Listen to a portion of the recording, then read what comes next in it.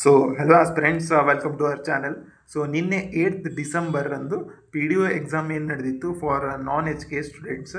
So ಅದರಲ್ಲಿ paper 2 ಒಳಗಡೆ computer subject ಏನಿತ್ತು, ಸೊ ಅದರ ಒಂದು ಕೀ ಆನ್ಸರ್ಸನ್ನು ನಾನು ಈ ವಿಡಿಯೋದಲ್ಲಿ ಡಿಸ್ಕಸ್ ಮಾಡ್ತಾ ಇದ್ದೀನಿ.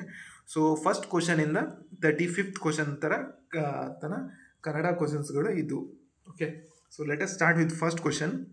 ಕಸವರವೆಂಬುದು ನೆರೆಸೈ. ಸೊ ಇದು ಯಾವ ಕೃತಿಯ ಸಾಲುಗಳಂತೇಳಿ ಕ್ವಶನ್ನ ಕೇಳಿದ್ದಾರೆ. ಓಕೆ, ಸೊ ಇದು ಯಾವ ಕೃತಿ ಒಳಗಡೆ ಬರುತ್ತಪ್ಪ ಅಂತಂದರೆ ಇದು ಕವಿರಾಜ ಮಾರ್ಗ ಎಂಬುವ ಕೃತಿಯ ಒಳಗಡೆ ಈ ಸಾಲುಗಳು ಕಂಡುಬರ್ತವೆ. ಓಕೆ, ಸೊ ಈ ಕವಿರಾಜ ಮಾರ್ಗ ಎನ್ನುವಂತಹ ಕೃತಿಯನ್ನು ಯಾರು ಬರೆದಿದ್ದಾರಪ್ಪ ಅಂದರೆ ಶ್ರೀ ವಿಜಯ ಎಂಬುವಂಥ ಕವಿಯವರು ಬರೆದಿದ್ದಾರೆ. So coming to next question. Bharatesha Vaibhava ಕೃತಿ ಯಾವ ಛಂದೋ ಪ್ರಕಾರದಲ್ಲಿ ರಚನೆ ಆಗಿದೆ? ಸೊ ಇದು ಯಾವ ಒಂದು ಛಂದೋ ಪ್ರಕಾರದಲ್ಲಿ ರಚನೆ ಆಗಿದೆಪ್ಪ ಅಂದರೆ ಇದು ಸಾಂಗತ್ಯ ಪ್ರಕಾರದ ಛಂದೋ ಪ್ರಕಾರದಲ್ಲಿ ರಚನೆ ಆಗಿದೆ. ಸೊ ಇದನ್ನು ಯಾರು ಬರೆದಿದ್ದಾರಪ್ಪ ಅಂದರೆ ರತ್ನಾಕರ ವರ್ಣಿ ಎಂಬಂಥವ್ರು ಬರೆದಿದ್ದಾರೆ. ಸೊ ಇವ್ರಿಗೆ ಸಾಂಗತ್ಯ ಕವಿ ಅಂತ ಕೂಡ ಇವರು ಪ್ರಸಿದ್ಧವಾಗಿದ್ದಾರೆ. Okay, so coming to next question. ಈ ವಾಕ್ಯದಲ್ಲಿ ಗೆರೆ ಎಳೆದ ಇಂಗ್ಲಿಷ್ ಪದಕ್ಕೆ ಕನ್ನಡದ ರೂಪವನ್ನು ಗುರುತಿಸಿ. ಸೊ ಇಲ್ಲಿ ಇನ್ಕ್ಲೂಸಿವ್ನೆಸ್ ಅಂತೇಳಿ ಆ ಪದಕ್ಕೆ ಅವರು ಅಂಡರ್ಲೈನ್ ಮಾಡಿದ್ದಾರೆ.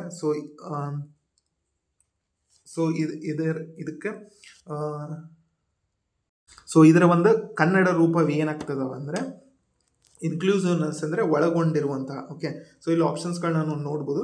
ಇದು ರೈಟ್ ಆನ್ಸರ್ ಬಂದು ಒಳಗೊಳ್ಳುವಿಕೆ is the right answer.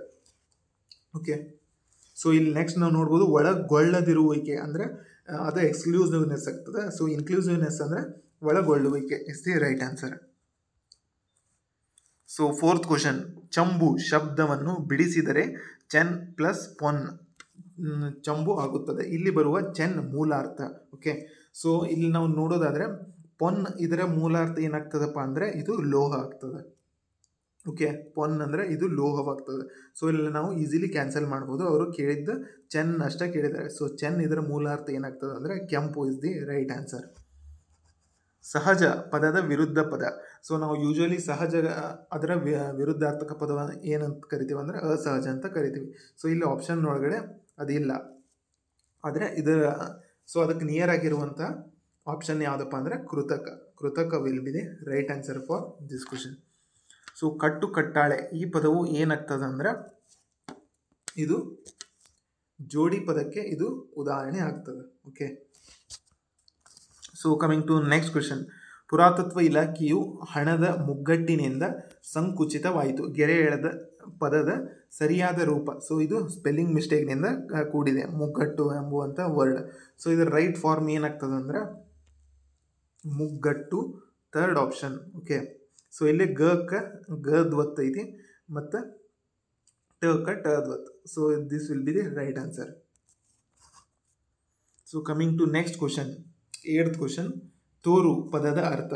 So ತೋರು ಇದರ ಅರ್ಥ ಏನಾಗ್ತದಪ್ಪ ಅಂದರೆ ಇಟ್ ಈಸ್ ದಪ್ಪ ಎಂದ ಅರ್ಥ. ಓಕೆ, ತೋರ ಅಂದರೆ ದಪ್ಪ ಎಂದ ಅರ್ಥ. ಸೊ ಗದ್ಯಾಣ, ನೆಕ್ಸ್ಟ್ ಕ್ವಶನ್. ಗದ್ಯಾಣ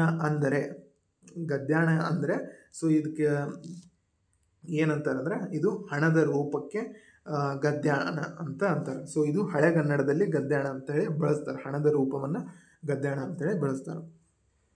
ಓಕೆ, ಸೊ ಇಲ್ಲಿ ನಾವು ನೋಡ್ಬೋದು ಫೋರ್ತ್ ಆಪ್ಷನ್ಸ್ ನಾವು ನೋಡೋದಾದರೆ ಪದ್ಯ ಮತ್ತು ಗದ್ಯದ ಮಿಶ್ರಣ ಅಂತದೆ.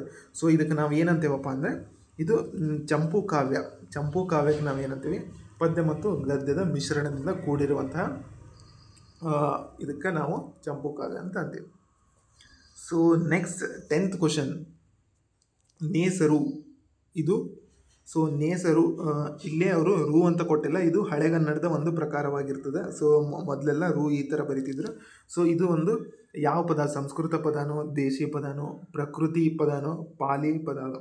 ಸೊ ಇದ್ರ ರೈಟ್ ಆನ್ಸರ್ ಬಂದು ಇದು ದೇಸಿ ಪದ. ಸೊ ಓಕೆ, ನೇಸರು ಅಂದರೆ ಇದರ ಮೀನಿಂಗ್ ಬಂದು ಸೂರ್ಯ ಎಂದರ್ಥ. ಸೂರ್ಯ, ಸನ್.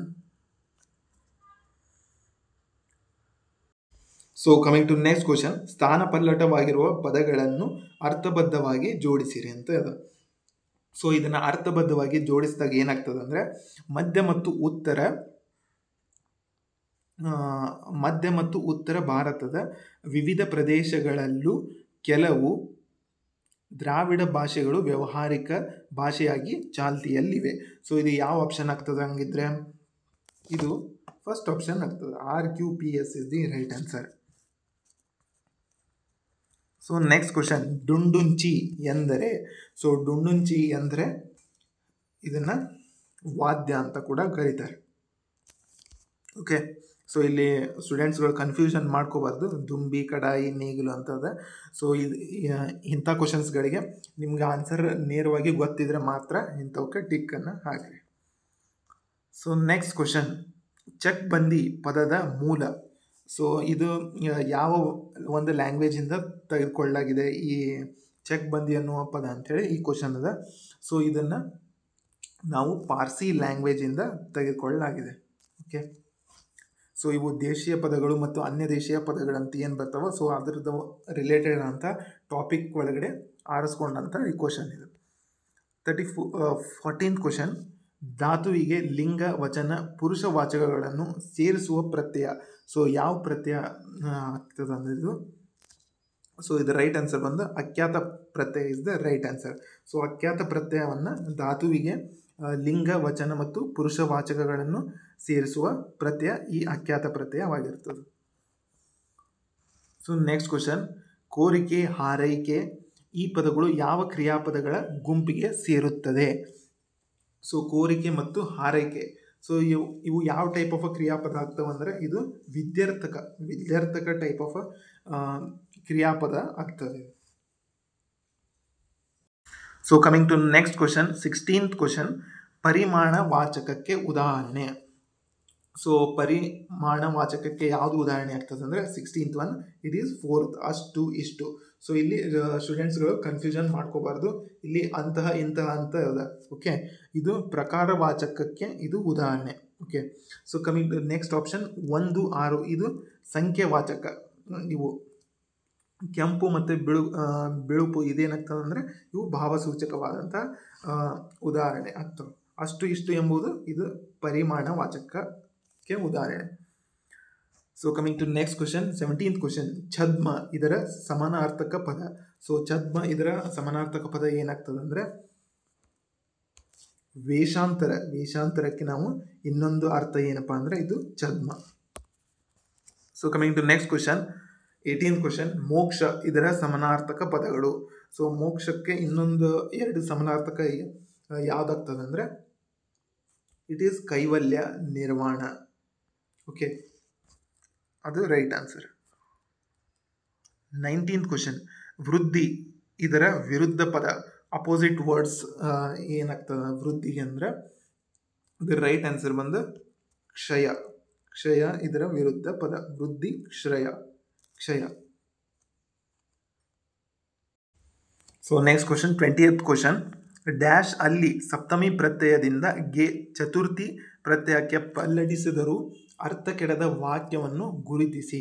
ಓಕೆ, ಸೊ ಈ ಕ್ವಶನ್ನ ನೀವು ನೀಟಾಗಿ ಅರ್ಥ ಮಾಡ್ಕೋಬೇಕು, ಅಂದಾಗಲೇ ನಿಮಗೆ ಇಲ್ಲಿ ಆನ್ಸರ್ ಬರ್ತದೆ. ಓಕೆ, ಇಲ್ಲೇ ಸಪ್ತಮಿ ವಿಭಕ್ತಿ ಒಳಗೆ ಕೊಟ್ಟಿದ್ದದ ಈ ವರ್ಡ್ಸ್ಗಳು, ಅವಳಲ್ಲಿ, ಮರದಲ್ಲಿ, ಕಾಡಿನಲ್ಲಿ, ನಾಡುಗಳಲ್ಲಿ. ಓಕೆ, ಅಲ್ಲಿ ಅಂತ ಬಂದರೆ ಅದು ಸಪ್ತಮಿ ವಿಭಕ್ತಿ ಆಗ್ತದೆ. ಸೊ ಇದನ್ನು ನಾವು ಚತುರ್ಥಿ ವಿಭಕ್ತಿಗೆ ಕನ್ವರ್ಟ್ ಮಾಡಿದಾಗ ಅರ್ಥ ಕೆಡಬಾರ್ದು ಅಂಥ ವಾಕ್ಯವನ್ನು ನಾವಿಲ್ಲಿ ಗುರುತಿಸಬೇಕು. ಓಕೆ, ಸೊ ನಾವು ಇಲ್ಲಿ ಆಪ್ಷನ್ ಮುಖಾಂತರವಾಗಿ ಈ ಆನ್ಸರನ್ನು ಟ್ರೈ ಮಾಡೋಣ. ಓಕೆ, ಸೊ ಮರದಲ್ಲಿ ಅಂತೈತಿ, ಅದನ್ನು ಚತುರ್ಥಿಗೆ ಮಾಡಿದಾಗ ಏನಾಗ್ತದೆ, ಮರಗಳಿಗೆ ಹಣ್ಣುಗಳಿವೆ. ಸೊ ಇದು ಏನಾಗ್ತದೆ, ಈ ಆಪ್ಷನ್ಗೆ ಅರ್ಥವಿರುವುದಿಲ್ಲ. ಸೊ ಕಾಡಿನಲ್ಲಿ ತೊರೆ ಹರಿಯುತ್ತಿದೆ ಅಂತದೆ ಐತಿ, ಅದನ್ನು ನಾವು ಕನ್ವರ್ಟ್ ಮಾಡಿದಾಗ ಕಾಡಿಗೆ ತೊರೆ ಹರಿಯುತ್ತಿದೆ. ಸೊ ಇದು ಕೂಡ ಅರ್ಥ ಬರುವಂಥ ವಾಕ್ಯವಾಗಿಲ್ಲ. ಸೊ ನೆಕ್ಸ್ಟ್ ಆಪ್ಷನ್, ನಾಡು ನುಡಿಗಳಲ್ಲಿ ಅಭಿಮಾನ ಇರಬೇಕು. ನಾಡು ನುಡಿಗೆ ಅಭಿಮಾನ ಇರಬೇಕು. ಸೊ ಇದು ಕೂಡ ಅರ್ಥ ಬರುವಂತಿಲ್ಲ. ಆದರೆ ಅವಳಲ್ಲಿ ಸಾಮರ್ಥ್ಯವಿಲ್ಲ, ಇದು ಸಪ್ತಮಿ ವಿಭಕ್ತಿಯಲ್ಲಿದೆ. ಓಕೆ, ಸೊ ಇದನ್ನು ನಾವು ಕನ್ವರ್ಟ್ ಮಾಡಿದಾಗ ಅವಳಿಗೆ ಸಾಮರ್ಥ್ಯವಿಲ್ಲ. ಸೊ ಇದು ರೈಟ್ ಆಗ್ತದೆ. ಸೊ ಅರ್ಥ ಕೊಡುವಂಥ ಸೆಂಟೆನ್ಸ್ ಇದಾಗಿರ್ತದೆ. ಸೊ ಅದಕ್ಕೆ 20th ಕ್ವಶನ್ಗೆ first one is the right answer. So coming to next question, ಪಲ್ಲಟಗೊಂಡಿರುವ ಈ ಕೆಳಗಿನ ಸಾಲುಗಳನ್ನು ಕ್ರಮಾನುಸಾರವಾಗಿ ಅರ್ಥದಲ್ಲಿ ಜೋಡಿಸಿ ಅಂತ ಅದ. ಸೊ ಇದರ ಅರ್ಥಬದ್ಧವಾಗಿ ನಾವು ಜೋಡಿಸಿದಾಗ ಯಾವ ಥರ ಕಾಣುತ್ತಪ್ಪ ಅಂದರೆ, ನಮ್ಮ ದೇಶ ಈಗ ಒಂದು ವಿಶೇಷವಾದ ಯುಗ ಪರಿವರ್ತನೆಯ ಪ್ರವಾಹದಲ್ಲಿ ಸಿಕ್ಕಿದೆ. ಈ ಪ್ರವಾಹ ಬರುತ್ತಾ ಸ್ವಲ್ಪ ಸ್ಪಷ್ಟವಾಗುತ್ತಿದೆ. ನಮ್ಮ ದೇಶಕ್ಕೆ ಇಂಗ್ಲಿಷ್ ವಿದ್ಯಾಭ್ಯಾಸ ಮತ್ತು ಪಾಶ್ಚಾತ್ಯ ತಂತ್ರಜ್ಞಾನ ನಮ್ಮ ದೇಶಕ್ಕೆ ಎಂದು ಬಂದವು, ಅಂದಿನಿಂದಲೇ ಈ ಪರಿವರ್ತನೆ ಪ್ರಾರಂಭವಾಗಿದೆ. ಸೊ ಇದರಲ್ಲಿ ಯಾವ ಥರ ಆಗ್ತದಪ್ಪ ಅಂದರೆ, ಇದು options QPSR is the right format. So ಆವಾಗಲೇ ಏನು ಓದಿದೆ ಅದು QPSR ಫಾರ್ಮ್ಯಾಟಲ್ಲಿ ಇತ್ತು. So this is the right answer. So next question, so coming to next question, ಚರ್ಮ ತೊಳೆದರೆ ಡ್ಯಾಶ್ ಪೂರ್ಣಗೊಳಿಸಿ. ಸೊ ಇದು ಒಂದು ಗಾದೆ ಮಾತಾಗಿರ್ತದೆ. ಸೊ ಇದರ ರೈಟ್ ಆನ್ಸರ್ ಬಂದು ಚರ್ಮ ತೊಳೆದರೆ ಕರ್ಮ ಹೋದೀತೆ. ಸೊ ಇದು ಇದರ right answer. Okay, so next question, 23rd question, ಎಣ್ಣೆ ಎಂಬುದು ಮೂಲತಃ ಎಳ್ಳಿನಿಂದ ತೆಗೆದು ಜಿಡ್ಡನ್ನು ಸೂಚಿಸುತ್ತಿದ್ದು ಈಗ ಒಟ್ಟು ಆಯಿಲ್ ಎಂಬರ್ಥದಲ್ಲಿ ಬಳಕೆ ಆಗುತ್ತಿದೆ. ಸೊ ಇದನ್ನು ನಾವು ಡ್ಯಾಶ್ ಎನ್ನಬಹುದು. ಸೊ ಇದನ್ನು ನಾವು ಏನು ಅನ್ಬೋದು ಅಂದರೆ, ಇದನ್ನು ಅರ್ಥ ವಿಕಾಸ ಅಂಥೇಳಿ ಕರಿಬೋದು ನಾವು. Okay, so coming to next question, 24th question, ಭಾವುಕತೆ, ಪ್ರಕೃತಿ ಪ್ರೇಮ ಹಾಗೂ ಆದರ್ಶಗಳನ್ನು ಒಳಗೊಂಡಿರುವ ಸಾಹಿತ್ಯಘಟ್ಟಕ್ಕೆ ನಾವು ಏನಂತ ಕರಿತೇವಪ್ಪ ಅಂದರೆ, ಅದು ಯಾವ ಕಾಲದ ಸಾಹಿತ್ಯಘಟ್ಟ ಅಂದರೆ ಅದು ನವೋದಯ ಸಾಹಿತ್ಯಘಟ್ಟ ಅಂತೇಳಿ ನಾವು ಕರಿತೇವೆ. Okay, so next question, Dravida ಭಾಷೆಗಳ ತೌಲನಿಕ ವ್ಯಾಕರಣ, a comparative grammar of a Dravidian or a southern family of a languages ಕೃತಿಯ ಕರ್ತೃ. ಸೊ ಇದನ್ನು ಯಾರು ಬರೆದಿದ್ರಪ್ಪ ಅಂತೇಳಿ ಕ್ವಶನ್ ಅದ. ಸೊ ಇದ್ರ ರೈಟ್ ಆನ್ಸರ್ ಬಂದು ರಾಬರ್ಟ್ ಕಾಲ್ಡ್ವೆಲ್ ಇವರು ಈ ಕೃತಿಯನ್ನು ಬರೆದಿದ್ದಾರೆ. ಸೊ ನೆಕ್ಸ್ಟ್ ಕ್ವಶನ್, ಉಪೋದಾತ್ತ ಈ ಶಬ್ದದ ಸರಿಯಾದ ರೂಪವನ್ನು ಗುರುತಿಸಿ. ಓಕೆ, ಸೊ ಇದರಲ್ಲಿ ಸ್ಪೆಲ್ಲಿಂಗ್ ಮಿಸ್ಟೇಕ್ ಇರೋದ್ರಿಂದ ಸೊ ರೈಟ್ ಆದಂತಹ ಒಂದು ವರ್ಡನ್ನು ನಾವಿಲ್ಲೇ ಚೂಸ್ ಮಾಡಬೇಕು. ಸೊ ಇದರ ರೈಟ್ ಆನ್ಸರ್ ಬಂದು ಏನಾಗ್ತದೆ ಅಂದರೆ, second option is the right answer, ಉಪೋದಾತ್ತ. ಓಕೆ, ಸೊ ಇಲ್ಲಿ ನಾವು ನೋಡ್ಬೋದು ಪೋದ್ ಮುಂದೆ ದೀರ್ಘ ಐತಿ ಮತ್ತು ದೊಡ್ಡ ಗದ್ದ ಒತ್ತಕ್ಷರ ಐತಿ. ಸೊ ಇದು ರೈಟ್ ಆನ್ಸರ್. ಸೊ ಇಲ್ಲಿ ಥರ್ಡ್ ಆಪ್ಷನ್ ಕೂಡ ಭಾಳಷ್ಟು ಕನ್ಫ್ಯೂಷನ್ ಆದಂಥ ಆಪ್ಷನ್ಸ್ ಇದೈತಿ, ಆದರೆ ಇಲ್ಲಿ ದೀರ್ಘ ಒಂದು ಮಿಸ್ಸಿಂಗ್ ಅದ ಥರ್ಡ್ ಆಪ್ಷನ್ನಲ್ಲಿ. ಅದಕ್ಕೆ 26th ಕ್ವಶನಿಗೆ second is the right answer. ಈ ಕೆಳಗಿನ ವಾಕ್ಯಗಳನ್ನು ಕ್ರಮಬದ್ಧವಾಗಿ ಜೋಡಿಸಿ. ಸೊ ಇದನ್ನು ನಾವು ಕ್ರಮಬದ್ಧವಾಗಿ ಜೋಡಿಸಿದಾಗ ಏನಾಗ್ತದೆ ಅಂದರೆ, ಸಂಗೀತ ಕಾರ್ಯಕ್ರಮಕ್ಕೆ ಎಲ್ಲ ಸಿದ್ಧತೆಗಳ ಆದವು, ಸಾವಿರಾರು ಜನ ಬಂದು ಸೇರಿದರು, ನಂತರ ರಾಜ ಬೈರಾಗಿಯು ಷರತ್ತನ್ನು ತಿಳಿಸಿದ, ಜನರು ಗಾಬರಿ ಆದರು. ಸೊ ಇದು ರೈಟ್ ಆದಂಥ ಫಾರ್ಮ್ಯಾಟ್ ಯಾವುದಾಗ್ತದೆ ಇದಕ್ಕಂದರೆ RPSQ. Okay, option first will be the right answer. Next question, ನರಸಿರುಹ ವೈರಿ ಶಬ್ದದ ಅರ್ಥವೇನು? ಸೊ ಇದರ ಅರ್ಥವು ಏನಪ್ಪ ಅಂದರೆ, ಇದರ ಅರ್ಥ ಬಂದು ಚಂದ್ರ ಇಸ್ ದಿ ರೈಟ್ ಆನ್ಸರ್. ಚಂದ್ರನಿಗೆ ಇನ್ನೊಂದು ಅರ್ಥ ಏನಪ್ಪ ಅಂದರೆ ನರಸಿರುಹು ವೈರಿ. ಓಕೆ, ಸೊ ಇಂಥ ಟೈಪ್ ಆಫ್ ಕ್ವಶನ್ಸ್ಗಳಿಗೆ ನಿಮಗೆ ನೇರವಾಗಿ ಉತ್ತರ ಗೊತ್ತಿದ್ದಲ್ಲಿ ಮಾತ್ರ ಈ ಆಪ್ಷನ್ಸನ್ನು ಮಾರ್ಕ್ ಮಾಡಬೇಕಾಗತ್ತೆ, ಇಲ್ಲಾಂದರೆ ಸುಮ್ಮನೆ ನೆಗೆಟಿವ್ ಅಂಕಗಳಿಗೆ ನೀವು ಬಲಿಯಾಗ್ತೀರ. So coming to next question, ಕಾನೇಶುಮಾರಿ ಎಂದರೆ? ಸೊ ಕಾನೇಶುಮಾರಿ ಅಂದರೆ ಏನಪ್ಪ ಅಂದರೆ, ಇಲ್ಲಿ ದನಕರು ಮನೆ ಜನಗಣತಿಯನ್ನು ಮಾಡೋರಿಗೆ ಏನಂತಾರಂದರೆ ಕಾನೇಶುಮಾರಿ. ಓಕೆ, ಸೊ ಮೊದಲಿನ ಕಾಲದಲ್ಲಿ ಇವರಿಗೆ ದನಕರು ಮನೆ ಮತ್ತು ಜನಗಣತಿ ಮಾಡೋರಿಗೆ ಕಾನೇಶುಮಾರಿ ಅಂತೇಳಿ ಕರೀತಿದ್ರು. So coming to next question, 30th question, Kannada English ನಿಘಂಟಿನ ಕೆಲಸಕ್ಕೆ 1894ರಲ್ಲಿ ಜರ್ಮನಿಯ ಟ್ಯೂಬಿಂಗನ್ ವಿಶ್ವವಿದ್ಯಾಲಯದಿಂದ ಡಾಕ್ಟರೇಟ್ ಪದವಿಯನ್ನು ಪಡೆದವರು. ಸೊ ಯಾರಪ್ಪ ಇವರಲ್ಲಿ? ಈ 4 ಆಪ್ಷನ್ಗಳಲ್ಲಿ ಯಾರಪ್ಪ ಅಂದರೆ, ಇಲ್ಲಿ ಆಪ್ಷನ್ಸ್ಗಳನ್ನ ನಾವು ನೋಡ್ಬೋದು, JF Fleet, Ferdinand Kittel, BL Rice, EP Rice. So ಇದರ ರೈಟ್ ಆನ್ಸರ್ ಬಂದು Ferdinand Kittel is the right answer. So ಇವರು ಕನ್ನಡ ಮತ್ತು ಇಂಗ್ಲೀಷ್ ನಿಘಂಟಿನ ಕೆಲಸಕ್ಕಾಗಿ ಜರ್ಮನಿಗೆ ತೆರಳಿರ್ತಾರೆ. ಓಕೆ, ಅರೌಂಡ್ 70,000 ವರ್ಡ್ಸನ್ನು ಇವರು ಕನ್ನಡ ಮತ್ತು ಇಂಗ್ಲೀಷ್ ಡಿಕ್ಷನರಿಯನ್ನು ಇವರು ಮಾಡಿರ್ತಾರೆ. So coming to next question, 31st question, ಬುರ್ನಾಸು ಎಂದರೆ. ಸೊ ಬುರ್ನಾಸು ಎಂದರೆ ಇದರ ಮೀನಿಂಗ್ ಏನಂತೇಳಿ ಕೇಳಿದಾರೆ. ಸೊ ಇದರ ರೈಟ್ ಆನ್ಸರ್ ಬಂದು ಕಳಪೆ. ಬುರ್ನಾಸು ಅಂದರೆ ಕಳಪೆ ಅಂದರ್ಥ. So coming to next question, 32nd question, Shambuka Kuvempu ಸೃಷ್ಟಿಸಿದ ಯಾವ ನಾಟಕದ ಪಾತ್ರ? ಸೊ ಇಲ್ಲಿ ನಾವು ನೋಡ್ಬೋದು 4 ನಾಟಕಗಳನ್ನು ಕೊಟ್ಟಿದ್ದಾರೆ. ಜಲಗಾರ, ಶೂದ್ರ ತಪಸ್ವಿ, ಸ್ಮಶಾನ ಕುರುಕ್ಷೇತ್ರ, ಬೆರಳಿಗೆ ಕೊರಳು. ಸೊ ಈ 4 ನಾಟಕವು ಕೂಡ ಕುವೆಂಪು ಅವರೇ ರಚಿಸಿದ್ದು. ಸೊ ಅದರಲ್ಲಿ ಶಂಭೂಕ ಯಾವ ನಾಟಕದ ಒಂದು ಪಾತ್ರ ಆಗಿರ್ತದೆ ಅಂತೇಳಿ ಇಲ್ಲಿ ಕ್ವಶನ್ ಅದ. ಸೊ ಇದ್ರ ರೈಟ್ ಆನ್ಸರ್ ಬಂದು ಶೂದ್ರ ತಪಸ್ವಿ. ಸೊ ಇಲ್ಲಿ ಸಾಹಿತ್ಯ ಪ್ರಕಾರವಾದಂಥ ಕ್ವಶನ್ಸ್ಗಳು ಕೇಳೋದು ಇಲ್ಲಿ ಭಾಳಷ್ಟು ಸಹಜ, ಆದರೆ ಇಲ್ಲಿ ಒಂಚೂರು ಡೆಪ್ತ್ ಆದಂಥ ಕ್ವಶನ್ಸ್ಗಳನ್ನ ಇಲ್ಲಿ ಕೇಳಿದ್ದಾರೆ. 33rd question. So coming to next question, 33rd question, ಬಿಣಮಣಿ ಅಂತು ಬೋಗಿ ಎಂಬುದು ಯಾವ ಶಾಸನದ ಆರಂಭಿಕ ಸಾಲುಗಳು? ಸೊ ಈ ಒಂದು ಸಾಲುಗಳು ಯಾವ ಒಂದು ಶಾಸನದಲ್ಲಿ ಕಂಡು ಬರ್ತವೆ ಅಂತೇಳಿ ಕ್ವಶನ್ನ ಕೇಳಿದ್ದಾರೆ. ಸೊ ಇದರ ಒಂದು ರೈಟ್ ಆನ್ಸರ್ ಬಂದು ತಮಟಕಲ್ಲು ಶಾಸನ is the right answer. So ಈ ಶಾಸನ ಎಲ್ಲಿ ಕಂಡು ಬರ್ತದಪ್ಪ ಅಂದರೆ ಚಿತ್ರದುರ್ಗ ಜಿಲ್ಲೆಯಲ್ಲಿ ಕಂಡು ಬರ್ತದೆ. ಓಕೆ, ಸೊ ಇದು ಯಾವ ರಾಜನಿಗೆ ಸಂಬಂಧಪಟ್ಟಿದ್ದಪ್ಪ ಅಂದರೆ ಇದು ಗುಣಮಧುರಕ ಎಂಬಂಥ ರಾಜನಿಗೆ ಸಂಬಂಧಪಟ್ಟಿದ್ದಾಗಿರ್ತದೆ. So coming to next question, ನೀನು ಬಿಡು ಮಹಾನ್ ಬೃಹಸ್ಪತಿ ಎಂಬ ವಾಕ್ಯದಲ್ಲಿ ಬೃಹಸ್ಪತಿ ಪದಕ್ಕಿರುವುದು. ಸೊ ಈ ಬೃಹಸ್ಪತಿ ಎಂಬುದು ಯಾವ ಅರ್ಥದಲ್ಲಿ ಈ ವಾಕ್ಯದಲ್ಲಿ ಅವರು ನೀಡಿದ್ದಾರೆ ಅಂತೇಳಿ ಕ್ವಶನ್ಸ್ ಅದ. ಸೊ ಇದರ ರೈಟ್ ಆನ್ಸರ್ ಬಂದು ಇದು ವ್ಯಂಗ್ಯಾರ್ಥದಲ್ಲಿ ಹೇಳಿದ್ದು. ಓಕೆ, ನೀನು ಬಿಡು ಮಹಾನ್ ಬೃಹಸ್ಪತಿ. ಸೊ ಇದನ್ನು ವ್ಯಂಗ್ಯ ಮಾಡಲಿಕ್ಕೆ ಅಥವಾ ಹಾಸ್ಯವನ್ನು ಮಾಡಲಿಕ್ಕೆ ಈ ವರ್ಡನ್ನು ಇಲ್ಲಿ ಯೂಸ್ ಮಾಡಿದ್ದಾರೆ. ಓಕೆ, ಇದರದ ಲಿಟ್ರರಿ ಮೀನಿಂಗನ್ನು ನಾವು ಇಲ್ಲೇ ನೋಡಬಾರ್ದು. ಸೊ ಅದಕ್ಕೆ ಅವರು ಫಸ್ಟ್ ಆಪ್ಷನ್ ಇಲ್ಲಿ ನಿಮ್ಗೆ ಕನ್ಫ್ಯೂಷನ್ ಆಗಲಿಕ್ಕೆ ಅಂತೇಳಿ ಉತ್ತಮ ಅರ್ಥ ಅಂತೇಳಿ ಕೊಟ್ಟಿದ್ದಾರೆ.